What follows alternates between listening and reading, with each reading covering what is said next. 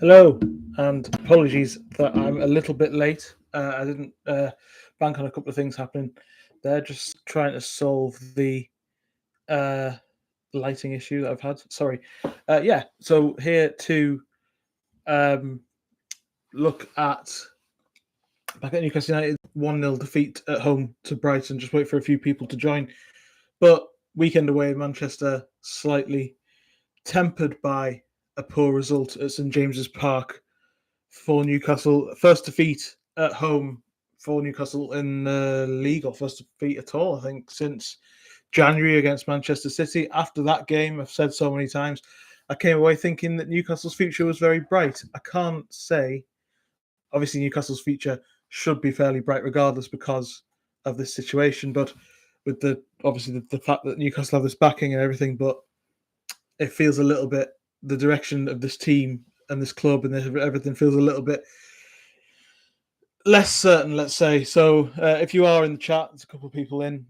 Drop a comment in the chat box, and we'll get going. Please like the stream as usual when you are in here, and subscribe and everything like that. All the usual stuff.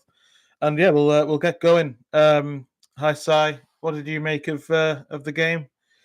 As I say, just for anyone, if you do join, I'll keep sort of saying the same thing every sort of few minutes. But yeah, I was away yesterday. I was in Manchester, so I didn't watch the game. Saw the highlights. The goal was. We'll talk about that in a bit of detail. Not great, let's be fair. And yeah, it was overall, by the sounds of it, a decent performance. My brother was at the game, texting me saying that he thought it was Newcastle's best performance of the season in the first half, particularly second half. Brighton, I think Fabian Hertzler said Brighton, he felt that Brighton had a bit more control of the game in the second half. Newcastle just missed a hatful of chances, let's be fair. I mean, you look at the Isak chance in the first half, the Gordon chance in the second half where he doesn't set himself properly. And I think the big thing for Isak in the first half is that if he's match fit, it's not a question of physical fitness, but match fitness and sharp. He puts that away because that touch is better. The touch dictates what happens, gives the keeper a better chance of saving it, as he did. And yeah, Brighton defended well. I thought, I said in my preview, I thought that I thought Newcastle would have an opportunity to attack Brighton and have a good go at them on the transition, and they'd have that high line to attack and get something out of, which they did obviously create enough chances, but it's just that finishing touch and that potency and that extra quality, which again probably comes back to refusing to add or choosing not to add to the right winger situation, adding another quality option there, and also another quality striker. Obviously, Isak being back and Wilson coming back in. I've said in a previous video that question might subside for a bit, but it'll come back, and that's the question. I'm starting to lean towards the Eddie Howe out camp, says Sai. In my opinion, we're starting to look like a Stoke City under Tony Pulis, with grifters and very little invention. Well, I think I think there's a big question. I think there's a reason why this live stream is called "Is It Time to Ask Big Questions?" And there are a lot of things. I don't know if I personally subscribe to the Tony Pulis comparison, but I understand that there is a sort of staleness. There is a sort of there's been a tendency to lean towards, in inverted commas, good lads and solid professionals, people Eddie Howe can trust. That's just how he's worked, and it's worked out fairly well up until now. It's worked out fairly well, but there was always going to be a sense that it was going to drift if they didn't, that lack of obvious quality, that disparity within the squad. It seems pretty obvious. Having said that, yesterday's game, I thought personally was down to Anthony Gordon not playing particularly well, and not be, Alexander Isak being not potent enough in front of goal, that sort of thing. So, it's hard to sort of really call out that. In my opinion, it's hard to really call out specifically on yesterday. Yes, that is a key point that Newcastle do have that disparity in the squad. But for me, yesterday was more to do with not taking the chances and the quality players not the players who are supposed to be good enough not turning up and performing properly. But to the Eddie Howe question, I think it started. I remember, I keep coming back to it, but I remember doing a Q&A video last year, and at Christmas time after that horrendous run in December, there was a couple of people asking, what's going on with Eddie Howe and what's his future, and there was a lot of support within the club to say that he wasn't under pressure because Amanda Staveley was there, and lots of fans were still very much stoically, without any doubt or questioning, in the Eddie Howe supportive camp. I think that's slightly changed now. I think there's more people who have Sai's impression of or starting to lean towards, as he is, not necessarily being there yet, but starting to open up and talk about the question that Eddie Howe might not be the man to take Newcastle forward. And I think my biggest query with Howe is the fact that his substitutions yesterday were quite uninspiring. Gordon off, and admittedly I did say that maybe it was to do with the quality of those players, but Gordon didn't have the best game. But if you're bringing in Anthony Gordon and Bruno Guimaraes off for Sean Longstaff and Miguel Almiron, that's an obvious lack of quality in comparison to what they usually bring. So I think that this is a question that the predictability of the other sub as well. Obviously, another sub, obviously Tonali, coming up after 65 minutes, as he seems to in every game, is a big problem as well. So for me, I sort of see a bit of a question mark about the decision making that Eddie Howe's going for. The fact that for me the team doesn't have that identity that it had before 2 years ago. It's not just that they're not defensively as sound as they were 2 years ago. They're not as good in an attacking sense as they were last season. It isn't just that; it's that they don't have any of the sort of hallmarks of what made this team successful and what made. I mean, Eddie Howe's really what sort of characterized Eddie Howe until this season, I think, was his tactical ability to react to certain things. So the first 6 months, he made them really, really difficult to beat, and they found a way to get through games in that first season. The second season, they went high up the pitch. Their energy levels were brilliant. They played with a lot more purpose and quality in midfield with Bruno and Willock, and Joelinton's energy levels win the ball high. They had so much niggly angriness and the dark arts, everything about them in that sense as well. And the defense was fantastic. Last season, the defense suffered a little bit, but they scored a record amount of goals. And now they're not scoring goals. The defense is okay, but it's not structured as well, and not structured in the same way as it was 2 years ago. And the pressing isn't there, the intensity isn't there, and yet they're still. I think yes, there has been a slight improvement in the possession play in the last few games, particularly against Everton and yesterday. I think possession isn't a question we can really throw at them for this game, but it feels like something's just not right. There's always, you're always coming away going, what's wrong with this? And actually, I've said in previous games, in previous reviews and lives and everything, that it comes back to structural issues with the recruitment and structural issues with their direction and what's quite what's quite not right with how these things. Sai's asked, who would you choose to replace Howe? And this is the big question, because I think lots of managers would like the job, but there is a sort of dearth of quality options out there, in my opinion. I mean, you would probably have to look for something different. I think if you were going to look domestically, you may as well stick with Howe. You'd have to go for someone from Europe to get anywhere near an upgrade, because the whole question is if the other option is probably Graham Potter in a domestic sense, unless you're going to go and try and get somebody like, I don't know, an Iraola from Bournemouth maybe, but I think that's unlikely. He's doing a great job there, but I think there isn't a great amount of options. My choice for my outside bet for a manager who I thought could replace Eddie Howe at some point in the past year and a half, or somebody who could even have come in before Eddie Howe if you were really wanting to take a risk. Obviously, the timing was a lot of differences, but Ruben Amorim from Sporting Lisbon was always my one to watch. 39 years old, doing a fantastic job at Sporting under Hugo Viana. Obviously, being linked with the Liverpool job and the Man City job probably means that his stock is probably a little bit higher than Newcastle now, and it probably means that that's not likely. So that there aren't that many great options out there if you're looking at proven quality coaches. Obviously, Thomas Tuchel was always one that was mentioned by Newcastle fans as a dream ticket. He's just gone to England. How many other quality coaches are there that are out of work? You know, you can make you play for big people, but you know, somebody like, I don't know. This is not me saying this is likely and never going to happen, but the dream scenario could be.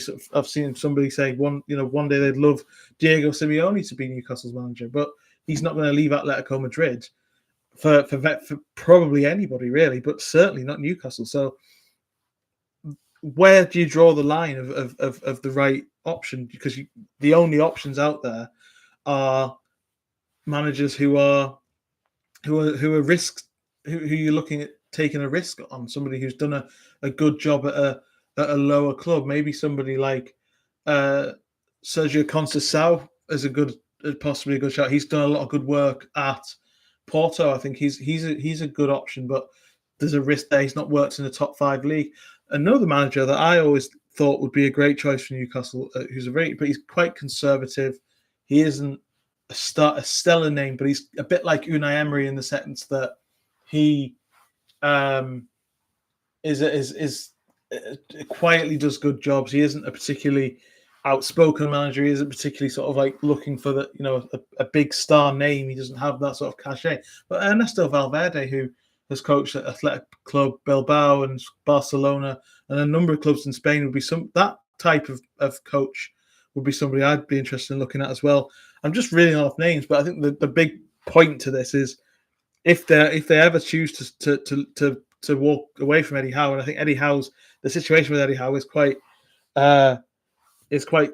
precarious for him because Mander Staveley's gone. With all the stuff we've talked about Staveley and about the new dynamic and the Paul Mitchell thing and the lack of support and the expectation now that Piff wants something more.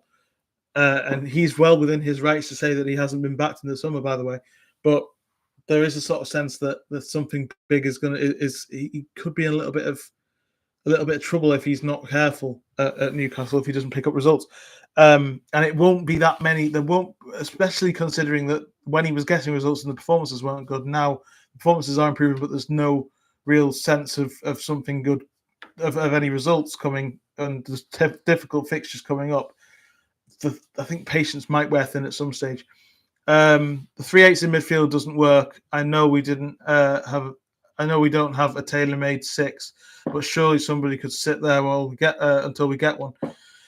Well, I think the plan has always been to move to 3/8 effectively, Si. So that's an Eddie Howe choice of tactical thing. He wanted a difference in midfield with Tonali coming in to find a sort of balance between him and Bruno, and it doesn't.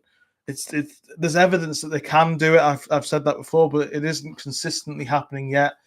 Joe Linton, I've said quite a few times, the way he works and how his game is played and how he plays always his best, playing to his strengths, all of that sort of thing. That makes that makes it difficult to sort of see where he fits in if they're trying to go possession based. Sorry, so potentially the 2/8s could be Tonali and Bruno, and they could bring in a 6. But I think Eddie Howe is kind of wedded to this idea of the 3/8s at this stage, and it doesn't feel like. I mean, there maybe needs to be a bit more tactical impetus put on somebody always sitting in that role. But yeah, it feels like that's got to change. I think that it feels like that's got to change a little bit. I think for some sort of difference in midfield. But as I say, I mean, if lots of people, I didn't watch the game, but lots of people have said to me that it's difficult to really tactically criticize, find actual things with the performance, because if Isak puts that goal away in the first half and Gordon puts that ball away in the second half, the result's fine, and no one really looking at the performance. The performance was good enough to get the win. The chances just weren't put to bed. And I think that's a structural thing with the striker situation. Again, I think there's a bigger question to be asked about individual decisions that have been made over the last couple of years. And like, for example, in terms of recruitment. So 2 years ago, when they finished in the top 4, would it have been better looking back to sell Wilson then when his stock was high? He scored 18 goals. He'd been to the World Cup as well with England. You could have got a decent fee for him. His contract wasn't running down, so there was an option. His age was still there as well. He was in decent shape to cash in on perhaps then. Almiron was the same, coming off that fantastic purple patch that he had. That summer they kept them both and signed Harvey Barnes as a left winger. This isn't a question about Harvey Barnes' quality. This isn't a question about Harvey Barnes as an impact player for Newcastle, because I think Harvey Barnes has done a great job for Newcastle when he's played. But it felt a bit strange at the time to get a second left winger in. And granted, Anthony Gordon wasn't in the form that he's showed since, so there was maybe a little bit of doubt and competition. They maybe perceived that they needed a bit more competition on that left-hand side, perhaps. But that's really backfired. That now they've got 2 players on the left and no players on the right in that, and they spent £40 million on a second left winger when they need an upgrade on the right-hand side. And as I say, if Wilson had gone, they could have got some money for him. If Almiron had gone, instead of giving him a new contract, perhaps that's when they should have cashed in on him at the height of that purple patch and recognised. Because I think Eddie Howe has sort of said that. I think Eddie Howe has decided that Almiron isn't the player for Newcastle anymore.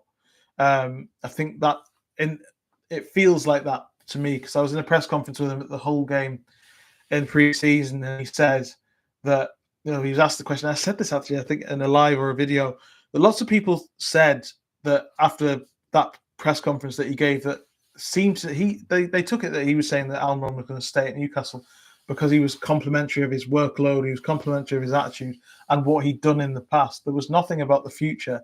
And I actually came out of that press conference thinking, Miguel Almiron's not going to play many minutes, as it's transpired so far this season.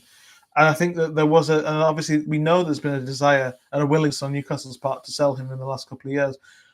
Looking back, it was an error perhaps to not sell him in that window, but at the same time, that's with the benefit of hindsight. But the difficult thing is, the point I'm trying to make is that because of PSR, because of the tightrope Newcastle have had to walk in terms of their finances, every decision, both in and out, and who to sell and when to sell, who to buy and when to buy, it has to be perfect, because if it isn't, that's what you see the strands and the results of that in these games like now.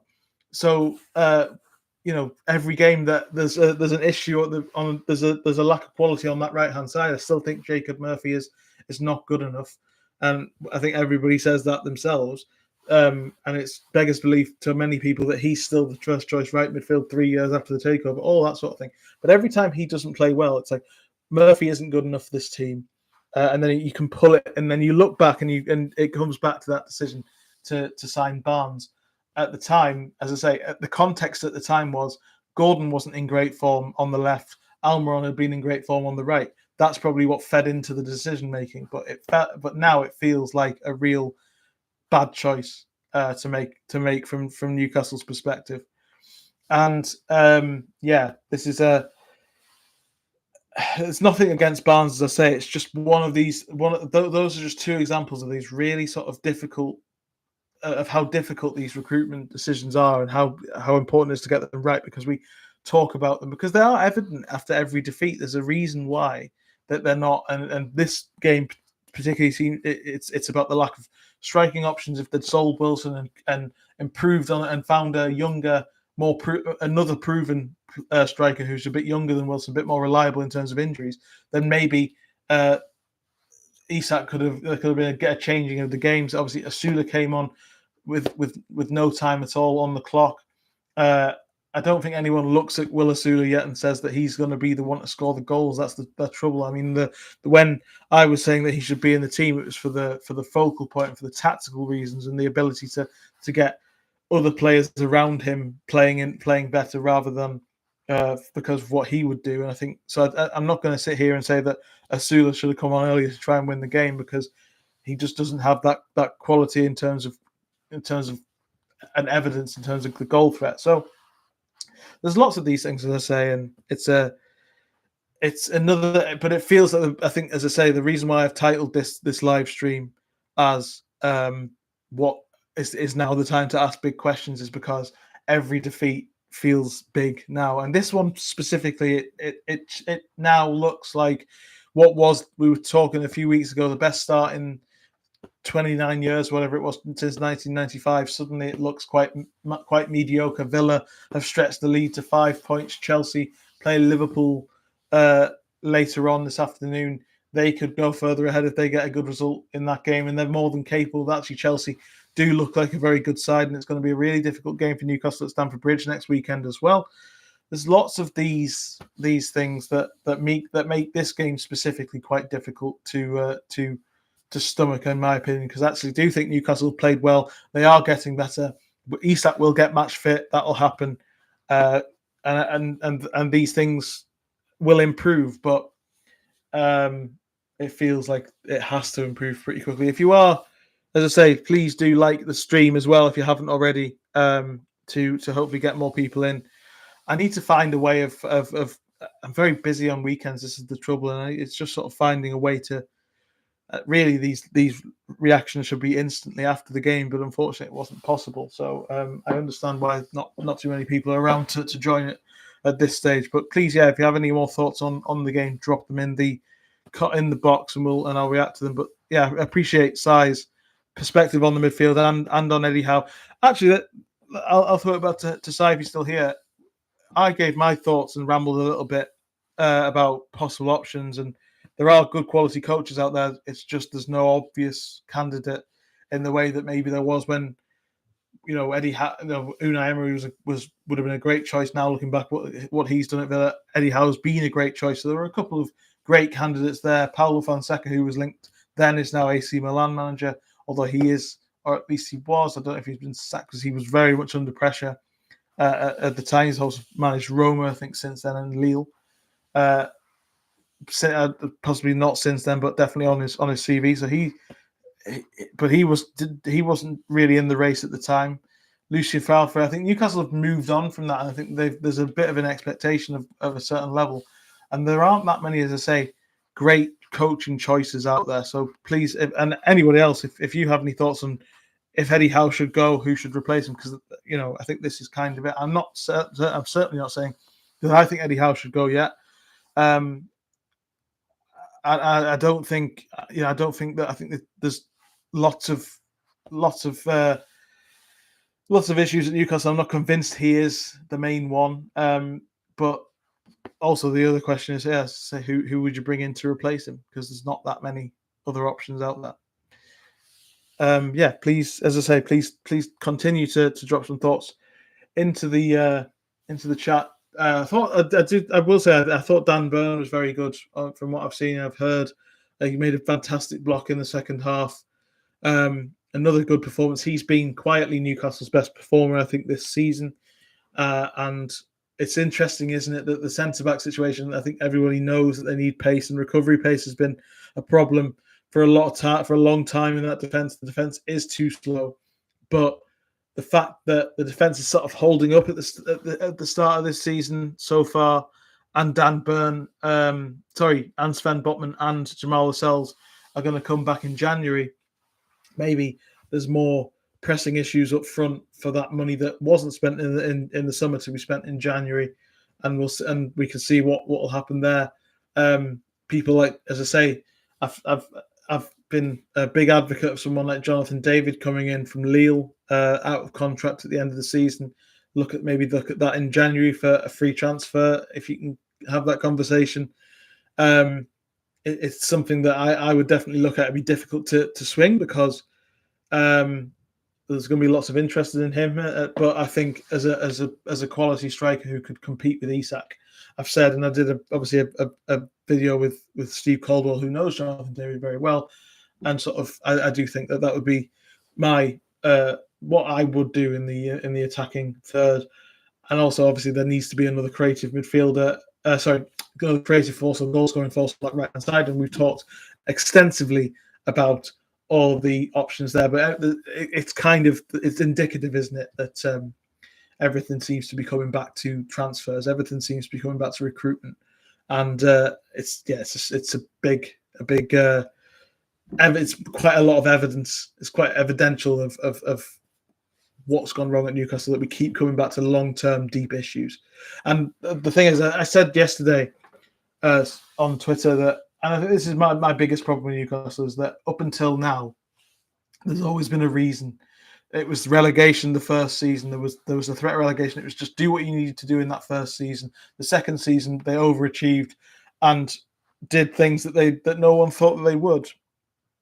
Last season, as a result of that, perhaps they weren't ready, and then they had the injury crisis and the fatigue, and they dealt with that as best they could, and there were problems. Obviously, everyone sort of gave Newcastle a pass that in terms of an Eddie Howe pass as well, in terms of why that was. And then this season, no European football. This was the year it was supposed to be. Lots of players have been fit. Isak obviously been out for a couple of weeks. He's back now. Gordon's been there. Bruno's been there. They're just not performing well, and I think that we've been through this situation where everyone said, "Oh, well, when this happens, it'll get better. When this happens, it'll get better." And those things were, when the fatigue goes, it'll get better. When Tonali comes back, it'll get better. When there's no European football, it'll get better. And all of that is the case. And that team was good enough to win yesterday, and it didn't. And I think you've got to ask that question, because ultimately, why is it now this? And I've said on here and on True Faith, I think it's a little bit inexplicable as to what's going wrong at Newcastle so far this season. Sty says, I think that Howe will last at least to the end of the season. Then there'll be a change. We've lost my top two choices in Pochettino and Tuchel. Amorim, but he's probably on Man City's radar. Yeah, I think Amorim was always my choice. What he's done at Sporting Lisbon, actually what Hugo Viana's done at Sporting Lisbon. I do want to touch on Hugo Viana because lots of people think he's a bit of a joke because of what happens at Newcastle. I interviewed him back in 2018, and just as a sort of like evidence of what kind of guy he is, I was very young in my reporter days at the time, trying to make a name for myself on and trying to build a bit of a reputation with anybody. And I found him on LinkedIn and messaged him. He gave me his email address, and he gave me half an hour of his time over the phone 6 years ago, answered a lot of questions about Newcastle United and how he was doing. And then since, his career's gone skyrocketed. He's joined Man City now after doing brilliant work at Sporting in terms of, actually, he would have been really ideal for Newcastle in terms of what he's done at Sporting, in terms of finding gems and turning a profit on a lot of players. And the way he you've seen Bruno Fernandes and João Palhinha and a couple of other big name players leave. Matheus Nunes has gone to obviously Wolves and subsequently Man City for big money, and then instantly replace them seamlessly. And Victor Gyökeres this season. That's a really good appointment for Man City, and I think he would have been. He was linked with Newcastle last season, and obviously I've done a big song and dance. That's why I think Paul Mitchell was a great choice. I still think Paul Mitchell will turn out to be a good choice for Newcastle's sporting director, but Hugo Viana is a great choice for Man City, and as a result of that, I think Ruben Amorim, if Pep Guardiola is to leave City at the end of the season, Ruben Amorim is the obvious choice stylistically, in terms of his quality, and that working relationship with Viana is clear. Luis Enrique says Sai, and there was a real feeling when Luis Enrique was here back in the Champions League last year when he was in that press conference, and we were lots of people were asking him about he scored in that 3-2 win for Newcastle against Barcelona. He scored for Barcelona in that game at the end of to make it 3-2, and talked about great memories of that game. Talked with great fondness about about Sir Bobby Robson as well. Obviously, who's worked at Barcelona. It felt like there was something there, and it felt like there was a bit of a connect. That there could be a connection, as there has done, just purely because of Bobby Robson with Pep Guardiola and Jose Mourinho in the past. It's nothing more than that, but yeah, it did sort of feel like he would be a great progression. But it is a big step, and actually he's doing a better job than most at PSG in terms of navigating a difficult spell between Neymar and Mbappe and Messi leaving, and trying to find a different way forward. He seems to be doing a good job, and the Qatari ownership there are very happy with him. So that's not likely to change, I don't think, unfortunately. But yeah, I think this is a very general. The whole point of this live, really, I think, is to ask these big questions, have a bit of therapy almost to react to that disappointing result. As I say, I can absolutely understand my dad and my brother are very level-headed about the whole thing. I don't necessarily agree with everything that they've said, but when I've spoken to them about it being a good performance yesterday overall, just chances were missed. Isak will get better. There seems to be a bit of progression, and I've seen a couple of journalists, Mark Douglas, who was there, I saw his analysis piece in the Eye today where he said that Newcastle are getting better. It's now not the time to panic. I fully appreciate that as well, but the problem I have is that these are long-term issues, and as I said, substitutions were poor yesterday. I don't understand this sort of regardless of what not reacting in the game, planned substitutions before the game.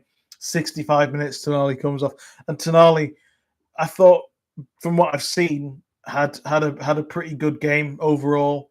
Bruno was by the sounds of it the bigger culprit. It took him a little. He came off towards the end for Longstaff, which doesn't make much sense. I think really. Ultimately, it doesn't make much sense to do that in terms of tactically. Those are problems. I think that's my issue, is that everything is a little bit bigger from this result. Yes, Isak could have scored those goals, but also Newcastle could have been in a position where they had a match fit striker who's more who's a reliable option, because as good as Asu is going to be for the future potentially and hopefully, he isn't ready yet. And if he's not ready yet, then he's not much help. And unfortunately, that's what too much of the recruitment in the last 2 years has been. It's been wrong decisions when they've made big choices in terms of, as I said, Barnes earlier.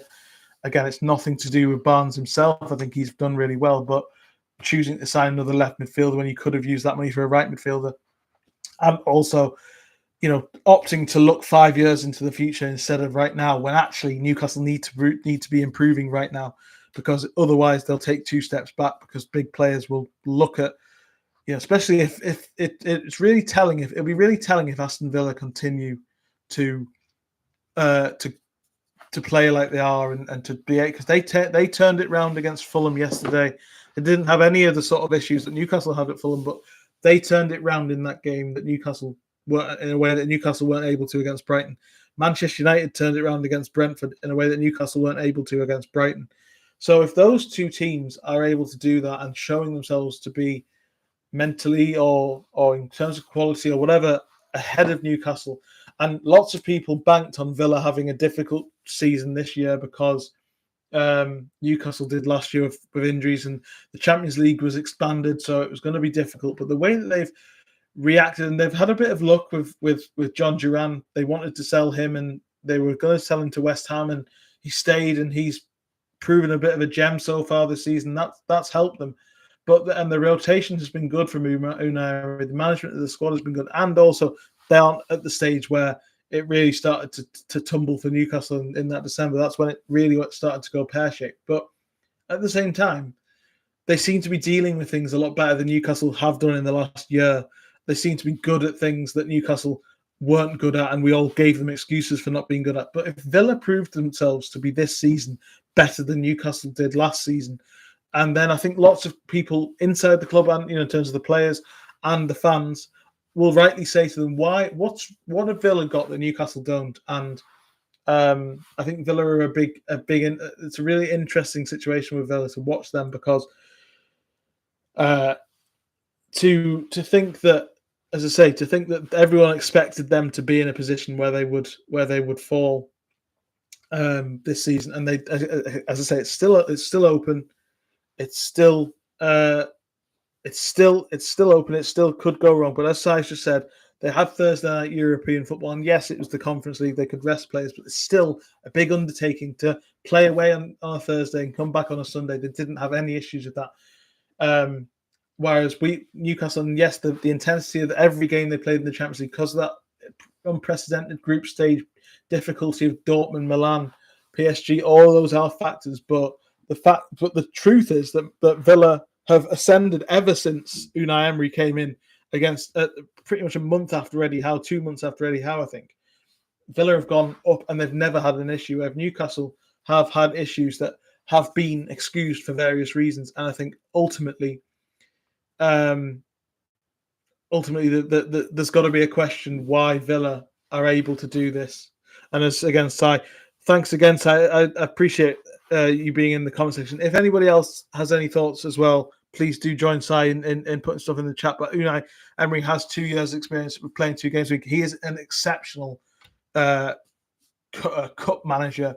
He's an exceptional manager of understanding how to manage European sides, and it's interesting that that he's managed, as I say, and he's managed, and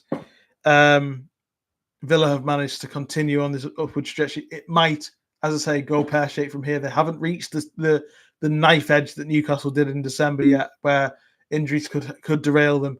But it just feels like they have something, whether it's Emery, whether it's, I don't know, more depth in the squad, because I actually think that Newcastle have a better team than Villa on paper. If you look at Alexander Isak, is for me a better player than Ollie Watkins and John Duran. Bruno Guimaraes is better than any Villa midfielder, and Villa have also had to sell, Moussa Diaby and Douglas Luiz, and so they've had their own PSR issues. So they've seemed to have navigated things a lot more calmly, a lot better than Newcastle have, and I think that there's got to be questions about why, and potentially they're caught between 2 different directions. Newcastle, in terms of maybe, I think it was very much a Dan Ashworth way of working for 5 years' time when they signed Hall and Livramento, and maybe now they're sort of looking to try and get somewhere, get some players in for now, but they've struggled to know what, they've struggled to find players on the continent, and they're struggling to find a coherent way of recruiting. I don't know, but it feels like there's something that ultimately the problem I have with Newcastle, as I said, is that it feels like there is something, regardless of we can discuss what it is, but there's something not quite right with tactically and the direction. Everything was so harmonious 2 seasons ago. It was so good that people like Longstaff, Byrne, Almiron, Murphy all played out their skin. I think they're getting to the stage which was always natural that those players and that disparity between them and Bruno and Gordon and Isak was gonna become quite clear. I think we're getting to that stage. Having said that, Byrne was fantastic yesterday and Isak wasn't, so it's hard to blame specifically yesterday on that, but maybe that's part of it. But also, it just feels, as I say, like there is something isn't quite right, and there is something that's not really working in a way that it is at Villa. And lots of people have said lots of things about Newcastle and Villa. Lots of people in defence of Eddie Howe. Well, he's had injuries, he's had this. It'll get better then. It'll get better then. It'll get better then. And the same people have said, and different people, have said, Villa, when they get to that, they'll face the same issues. And the same thing will happen to Villa. But on the evidence of now, Newcastle have not had any injury issues beyond Isak, which was frustrating and is a sort of mitigating circumstance, and obviously Wilson. They've had all of their players fit. They've not had more than 1 game a week, except the odd cup game. They've had months to work at this new identity. They've got Tonali back. They've got all this sort of stuff in place, and things are still not right. And yet Villa have played 3 Champions League games, or 2 or 3. I'm not sure. They've played in the Champions League, and they're continuing to look as good as they did last season, and also the season before, where they qualified for the Conference League from being 16th in the league when Steven Gerrard left and Unai Emery came in. It's been a trajectory that that Newcastle haven't matched, because they've had difficulties, and every single difficulty there's been a reason for, and I think ultimately that's a problem. Sai says, how doesn't want to upset the squad between rotating them? There's a difference between him and other top flight. That's the difference between him and other top flight European coaches. I think there is an element to this. Like, if you remember last season, it got to December, and Kieran Trippier, his form dropped. That was when this real drop in form started. That, some people would argue he hasn't recovered from, because he's just getting older and his powers are waning and stuff.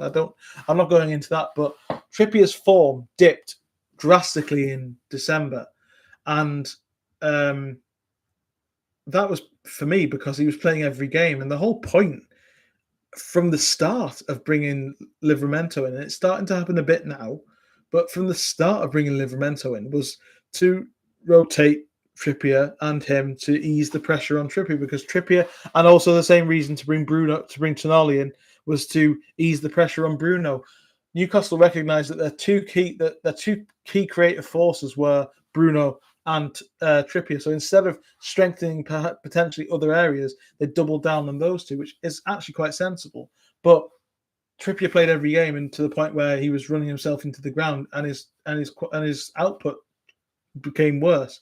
And I feel like that's a symptom of Eddie Howe not being ruthless enough potentially at times. And it's easy to say, yeah, he should have sold, as I said earlier, he should have sold Almiron, he should have sold Wilson, he should have sold Longstaff earlier, or what, he should have sold, Murphy.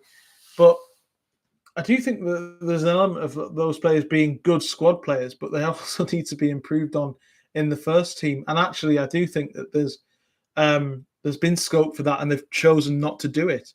So, as I say, like, to go and use that 40 million that they got for Barnes, that they spent on Barnes, use that to go and buy a right midfielder, to be ruthless in the summer, and if you're not going, and spend a bit more money on a striker who's ready to go now than Asula, 15 million on Asula. If you spend sort of 10, 15 more than that, then you probably have a striker who's a bit more experienced quite easily. They've focused on people like Mark Gahey, and so there's lots of, as I say, there are lots of problems. I think this is kind of what I'm saying about this, and I'll be back tomorrow with I'll be back on tomorrow with a tactical analysis and a more coherent thought process of where it went wrong against Brighton, potentially, and why Newcastle were in the why it didn't work out. But I think the problem is that there are big questions to be asked here, and ultimately that's a bit of a problem. Thanks, by the way. I'm gonna look at wrapping up in the next couple of minutes. Thanks so much for joining me on this live stream. There are some changes coming to the channel in the next couple of weeks. Some non-Newcastle content is going to start ramping up. The Newcastle content will stay, especially if you all want it. Please do like this stream, subscribe, and let me know in the comment section if you want what you want to see. I'm still trying to grow the channel. I'm still trying to figure out the direction I want to go in. But yeah, please do let me know what you think. And as I said, I'll be back tomorrow to review the game in more coherent and maybe more sort of in-depth way. But I think the problem and the reason why I did this live stream like this is because it feels like every result at the moment is linked to some deep-rooted issues. And as much as the performance was actually better than the result, perhaps, and certainly it was a better performance than Wolves was, it feels like this is a trouble this is a bit of trouble that isn't going away, especially when you compare them to what Villa are doing as well. Thanks, guys. Cheers, Si, for joining me and keeping this keeping this live going, really, because not many people seem to have joined at this stage. But let me know what you think, as I say, in the comments when you're watching this back, and I'll be back tomorrow to with an in-depth analysis, and there's more coming on this channel away from Newcastle United as well. Thanks, guys. Please like, share, and subscribe, and I'll see you then.